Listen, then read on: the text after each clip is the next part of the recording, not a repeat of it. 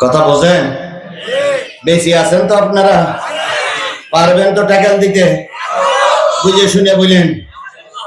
কমিটির বলি, যদি দেখেন লাইন খারাপ, ছোট্ট একটা কাগজে লিখবেন, হুজুর লাইন খারাপ, আমি এমন জোরে দড়ি মারবো ভাই আপনারা আমার খুঁজে পাবেন না। শোনেন শোনেন শোনেন, আমার আমার আগের থেকে পালানি অভ্যেস আছে, বলেছি না ভাই? পালাতে হবে না, তুমি চিন্তা করাই। বগুড়ার কাহালুতি মাহফিল হচ্ছে, বগুড়ার কাহালু থানা নিয়ে গেছে শিবিরা ছাত্র দল। তখন দুজনের ভিতরে মিল মহব্বতে এত ছিল রে ভাই, পান্তাবাদ খালু দুইজন ভাগ করে খেত। আর এখন কি যে হইছে আল্লাহ ভালো জানি, ওর সহ্য করতে পারে না, ওর সহ্য করতে পারে। এখন দুই ছাত্র সংগঠন আমার নিয়ে গেছে, মাহফিল করতে নিয়ে যাবে। মাহফিলের 2 দিন আগে ফোন দিচ্ছে, হুজুর মাহফিল বন্ধ। কেন? কয় আওয়ামী লীগের লোক আর পুলিশের লোক এসে মাহফিলের স্টেজে সব খুলে দিয়ে চলে গেছে, আর আমাদের নাম লিখে নিয়ে গেছে, আর বলেছে যদি জিহাদি কান আসে তাহলে কমিটি সহ গোষ্ঠী বেঁধে জেল খাটাবে। তাই আমি বললাম বাপ, তোদের টাকা দেওয়া হয়ে গেছে, আর হলো মাহফিলের আর মাত্র 2 দিন বাকি, এই সময় মাহফিলটা বন্ধ করলে আমরা তো সব হেরে গেলাম, তবে তো হুজুর অত রিস্ক নিতে পারবো না। তাই আমি বললাম শোন বাপ, 2টো হরেন হবে না, আর একটা টেবিল আর একটা চেয়ার হবে না, লাইট না হয় না হোক, ওই পাশের 8টা শুধু লাইট আমার মাথার কাছে জ্বলবে, এতটুকু হবে না।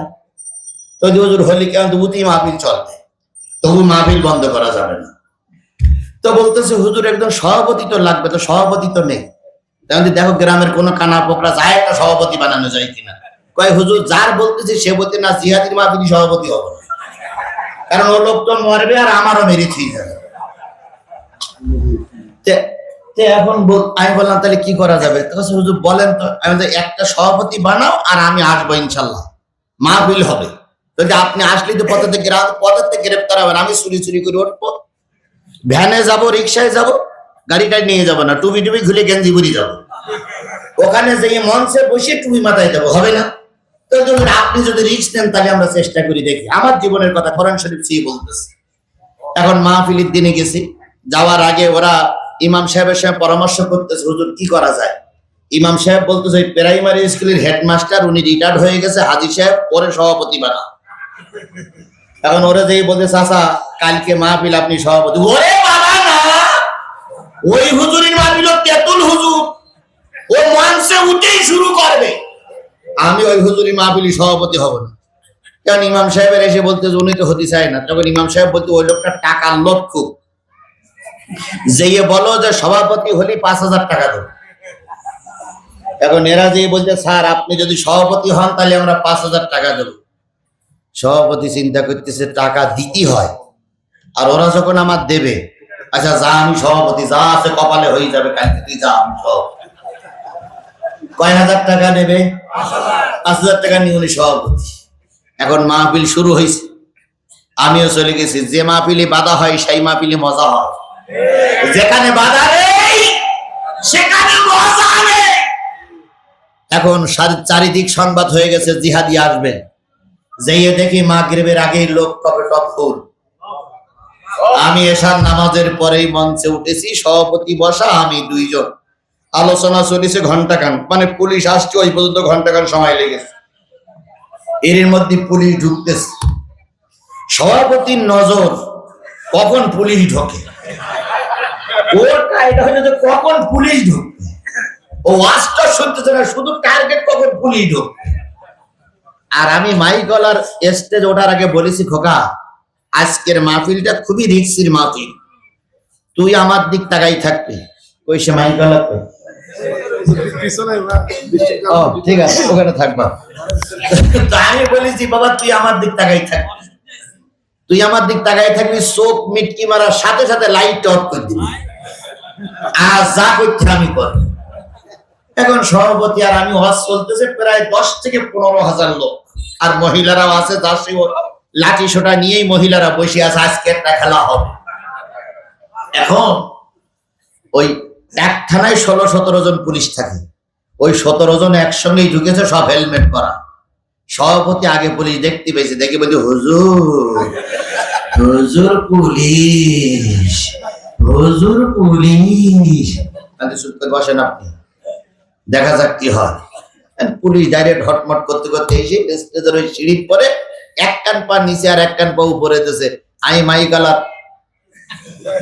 ও দেশে লাইট অফ করে, যেইটা লাইট অফ করে দেশে ভাই সামনে কোরআন শরীফ, সেই আমি ওই সভাপতির ওখানে রেখে এই পাশে পিছনের ওই কাপড় ছিঁড়ে ওই পাশে মারিছিলাম। জনগণ শিবিরা ছাত্র দলখান ছিল, ওরা আমার নিয়ে ভোদল। কিছুক্ষণ পরে লাইট দেশে পুলিশ এসেছে, সভাপতির বলতে হুজুর কই? তো সভাপতি বলতে এই জায়গায় তো ছিল, এই তো সে হুজুরি চশমা, সে কোরআন শরীফ এখন আলগা করা আছে, সে হুজুর গেল কই? তখন পুলিশ বলতেছে আপনি হুজুর তাড়াইছেন। তখন হলো একটু রেগে মেগে উঠে বলতে, কথাবার্তারা হিসেব কিতে করে বলেন, আপনি ওসি সাহেব বলি বলে একা কিনে নেন নাই, আপনার ওই পাশটাই তো হুজুর নেমে গেল, আর আপনি এখন বলতেছেন হুজুর কই, হুজুর কই? হুজুর যদি না পাই আজকে হুজুরের ফেরি করতে যাইতে হবে, হুজুর যদি গায়ে ভাই একটা পুলিশও যাইতো। জনগণ বলতে নারাই তকবীর। আচ্ছা পুলিশের ভয় লাগবে না? লাগবে না? 15,000 লোক। এরপরে পুলিশ মাইকলা যে বলতে এই মাইক লাইট বন্ধ করলি, তো মাইকলা বলতে স্যার লাইট তো আমি বন্ধ করিনি, লাইট তো সরকারে কারেন্ট বন্ধ করে দিয়েছে, তো কারেন্ট বন্ধ করে দিলে আমি লাইট জ্বালাবো কি করে? সবার কাজবাজ দেখে পুলিশ এসপি সাহেবের কাছে ফোন দিয়ে বলতেছে স্যার এই হুজুর বিরাট চালাক। বলতেছে কেমন? কয় স্যার কোরআন শরীফ আছে, চশমাও আছে, সিয়ারও আছে, সবকিছু আছে, কিন্তু মঞ্চে হুজুর না। আমরা ওটার পর পরই লাইট নিভাই দিয়ে সেই যে চলে গেল, হুজুর আর পাওয়া যাচ্ছে না। সুতরাং আমরা সারা জীবন চেষ্টা করলে হুজুরি ধরা যাবে না। আচ্ছা বলুন তো সেই দিনটা আমার জন্য কত কষ্টের ছিল বলে? সেই কষ্ট কি এখন আর আছে? ওই আমার লাল জামা ভাই ঠিকই বলেছে, এখন আর সেই কষ্ট নাই। এখন বাংলার মানুষ জেগেছে, প্রয়োজনে আবার 36 জুলাইয়ের মতো রক্ত দেওয়ার জন্য তৈরি আছে। তো করে জালে ফাঁসেকের কাছে বাংলার মুসলমানের মাথা নত করবে না। কারা কারা রাজি আছেন? দুই হাত।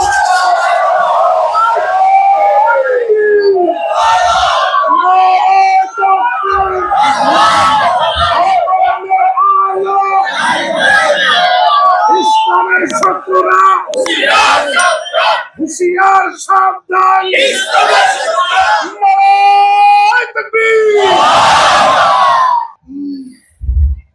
সংসদ কাঁপাচ্ছে 75-76 জন হুজুররা, আর আমরাও আছি বাইরে। কথা বলেন ঠিক না ঠিক?